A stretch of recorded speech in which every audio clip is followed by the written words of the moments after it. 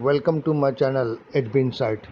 In this video, you will get the probable scaffolding interview technical questions and answers in English and Hindi, which will help the candidate who are attending scaffolding supervisor interview. So stay tuned with me till end of the video. Only my request is if you like the video, please share it and do not forget to subscribe my channel. Hit the bell icon so that you will get notification of my new video.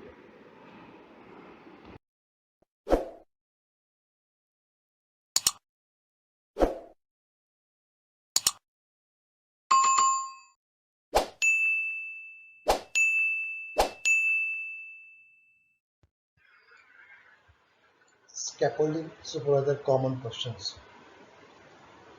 What are the required qualities of good supervisor? एक अच्छे पर्यवेक्षक के आवश्यक गुण क्या है? How do you go about solving conflict between team members? आप team के सदस्यों के बीच संघर्ष को कैसे सुलझाते हैं? As a scaffolding supervisor, how do you encourage your team? एक स्कैफोल्डिंग पर्यवेक्षक के रूप में आप अपनी टीम को कैसे प्रोत्साहित करते हैं? How do you go about dealing with under performing employees? आप खराब प्रदर्शन करने वाले कर्मचारियों के साथ कैसे व्यवहार करते हैं? What are the good qualities of good supervisor? The most important quality of good supervisor is great communication skill, and he is a mediator between management and the staff. He should have the ability to speak clear and comprehensive way using positive approach language. अच्छे पर्यवेक्षक का सबसे महत्वपूर्ण गुण महान संचार कौशल है, क्योंकि वह मैनेजमेंट और कर्मचारियों के बीच मध्यस्थ होता है। उसके पास सकारात्मक दृष्टिकोण वाली भाषा का उपयोग करके स्पष्ट और व्यापक तरीके से बोलने की क्षमता होनी चाहिए। He should have a helpful attitude, a wholehearted and friendly nature. This will beneficial to both management and the staff. उसे मददगार रवैया, पूरे दिल से और मिलनसार स्वभाव का होना चाहिए। यह मैनेजमेंट और कर्मचारियों दोनों के लिए फायदेमंद होगा। He should represent himself as a leadership by example in approach, work ethic and appearance, and help to the teammate when it is needed. उसे उदाहरण के द्वारा नेतृत्व के रूप में खुद का प्रतिनिधित्व करना चाहिए। रवैया, कार्य, नैतिकता और उपस्थिति में और जरूरत पड़ने पर टीम के साथी की मदद करना चाहिए। He should be a coach, guide and counselor. Supervisor should be kindly in nature and open-minded. There must be a relationship of respect and acceptance between the supervisor and his or her staff. एक coach संरक्षक और मार्गदर्शक बनना चाहिए। पर्यवेक्षक को दयालु और सुलभ होना चाहिए। पर्यवेक्षक और उसके कर्मचारियों के बीच सम्मान और विश्वास का संबंध होना चाहिए। He should be well organized, must possess the flexibility to problem solve and manage time pressures calmly. उसे अच्छी तरह से संगठित होना चाहिए, समस्या को हल करने के लिए लचीलापन होना चाहिए और दबाव में के समय शांति से प्रबंधन करना चाहिए। He should demonstrate their disagreement and put it in constructively wherever necessary, if required. He should understand why mistakes happen and move to rectify them. It is better to offer constructive feedback and demonstrate the right thanks to do things. यदि आवश्यक हो तो उसे असहमति का प्रदर्शन करना चाहिए और इसे रचनात्मक रूप से रखना चाहिए। उसे समझना चाहिए कि गलतियां क्यों होती है और उन्हें सुधारने के लिए आगे बढ़ना चाहिए। रचनात्मक प्रतिक्रिया की पेशकश करना और चीज़ों को करने के लिए सही धन्यवाद का प्रदर्शन करना बेहतर है। He should emphasis on productivity or result and give attention to detail in indispensable. It is the small things that make all differences. उसे आउटपुट पर ध्यान देना चाहिए और विवरण पर ध्यान देना अनिवार्य है। ये छोटी छोटी चीज़ें जो सभी अंतर बनाती है। He should be considerable. He should understand that staff aren't just employees. They need family and friends and life beyond work. So don't make unreasonable or unfair demands on their time. उसे विचारशील होना चाहिए। कर्मचारी केवल कर्मचारी नहीं होते हैं, उन्हें परिवार और दोस्तों के काम से ऊपर जीवन चाहिए। इसलिए उनसे समय पर अनिश्चित या अनुचित मांग ना करना चाहिए।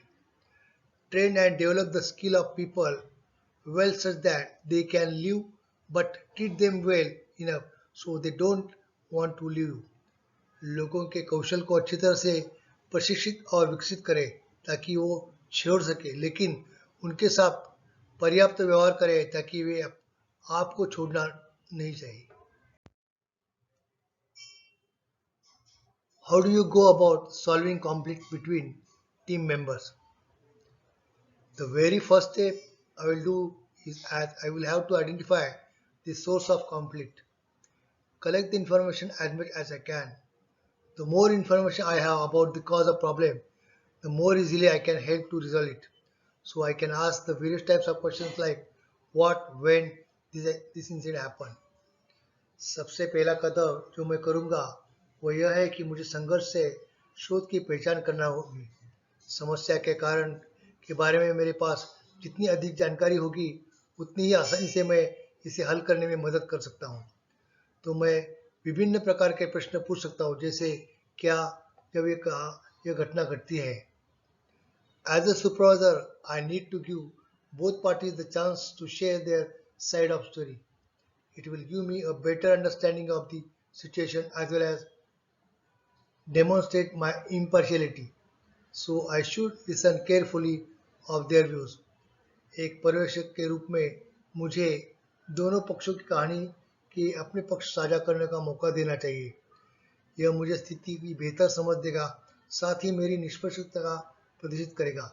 इसलिए मुझे उनके विचारों को ध्यान से सुनना चाहिए। I have to see beyond the incident.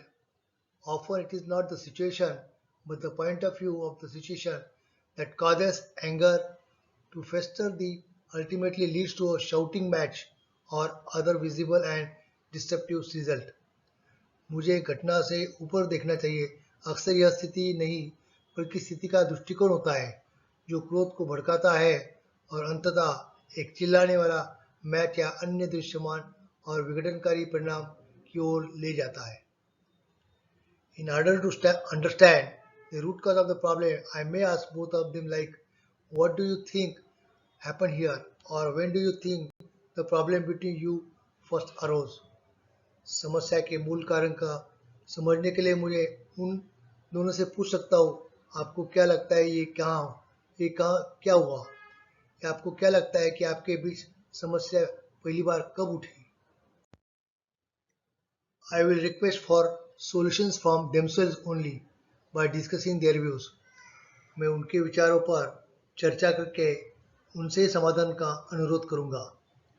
I want to get the dispute to stop fighting and start cooperating, and that means steering the discussion away from the finger pointing and toward way of resolving the conflict. मैं चाहता हूँ कि विवाद करने वाले लड़ना बंद कर दें और सहयोग करना शुरू कर दें, और इसका मतलब है कि चर्चा को उंगली से इशारा करने और संघर्ष को हल करने के तरीके को ओर ले जाना है।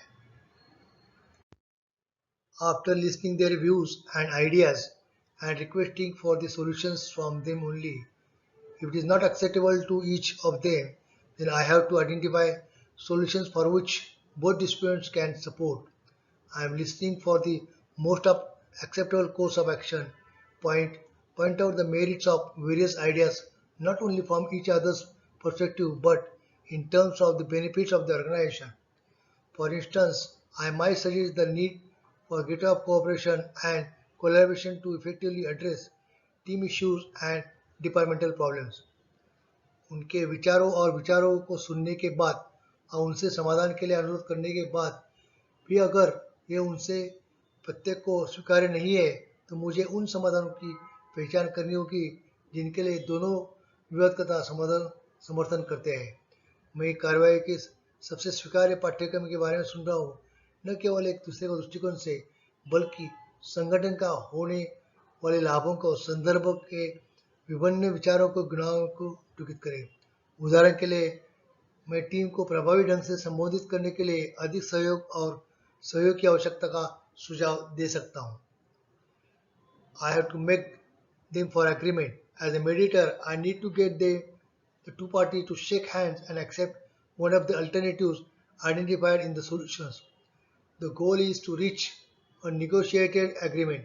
I have one or more alternatives that I can use if it is required, like write up a contract in which the actions and time frames are specified. However, it might be sufficient to meet the individuals and have them answer these questions. What action plans will you both put in place to prevent conflicts from arising in future, and what will you do if the problem arises in the future? मुझे उन्हें समझने के लिए मनाना होगा। एक मध्यस्थ के रूप में मुझे दोनों पक्षों के साथ हाथ मिलाने और समाधान में पहचानने के लिए विकल्पों में से एक को स्वीकार करने की आवश्यकता है।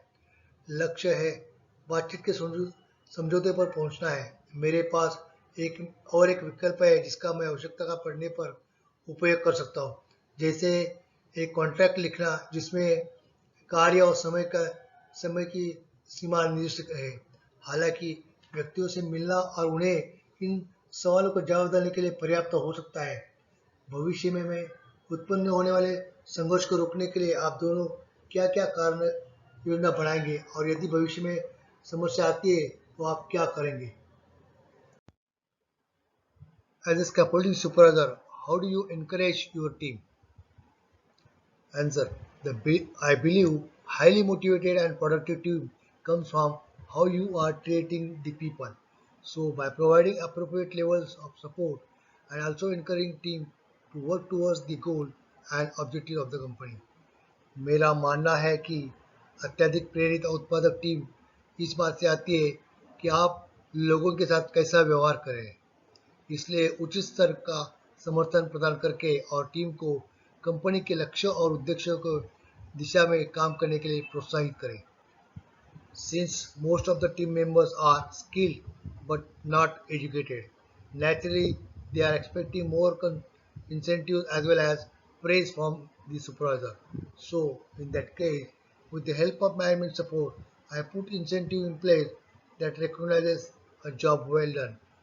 At the same time, I do not punish failures even though makes mistakes. So I focus on the lesson rather than the mistake. I encourage the individual to try again and use situation as an opportunity to strengthen a related skill set. If you treat them well enough, so they will feel proud to work with me.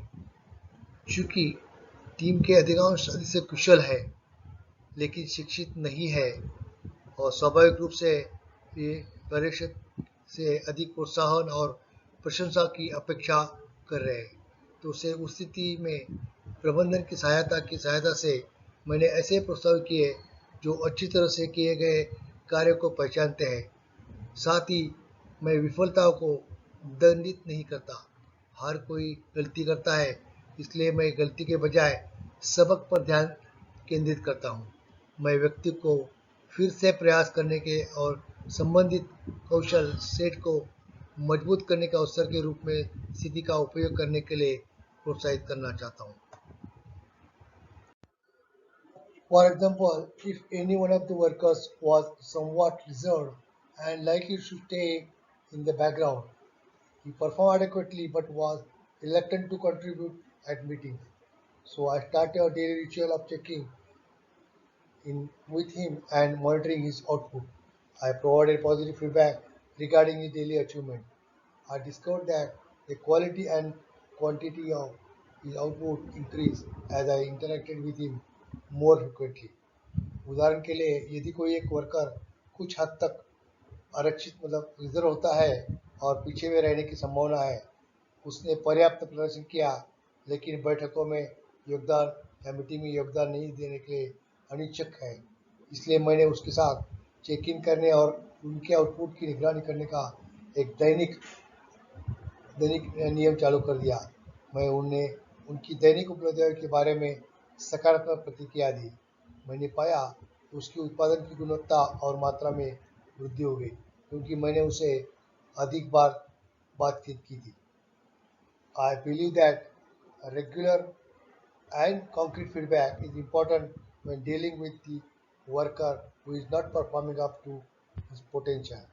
मेरा मानना है कि एक ऐसे workers के साथ व्यवहार करते समय नियमित और ठोस प्रतिक्रिया महत्वपूर्ण है जो अपनी क्षमता के अनुसार प्रदर्शन नहीं कर रहा है। As a supervisor, how do you go about dealing with underperforming employees?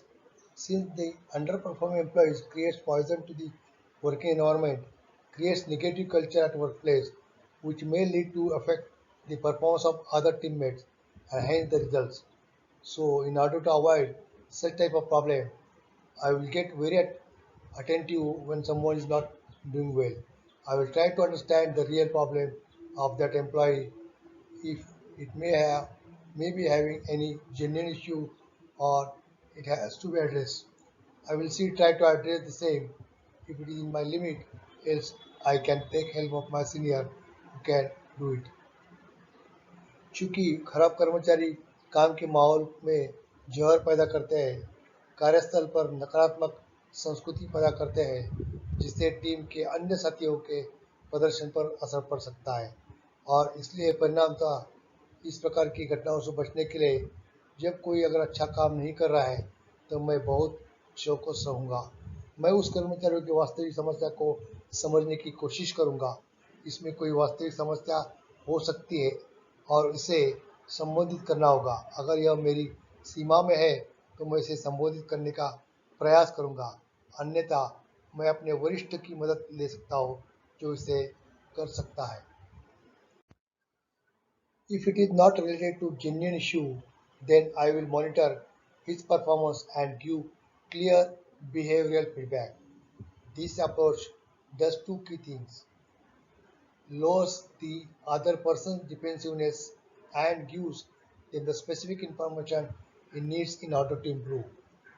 यदि यह वास्तविक मुद्दे से संबंधित नहीं है तो मैं उनके प्रदर्शन की निगरानी करूंगा और स्पष्ट और व्यावहारिक प्रतिक्रिया दूंगा। यह दृष्टिकोण दो प्रमुख चीज़ें करता है: दूसरे व्यक्ति की रक्षात्मकता का कम करता है और उन्हें वह विशिष्ट जानकारी देता है जो उसे सुधारने के लिए आवश्यक है।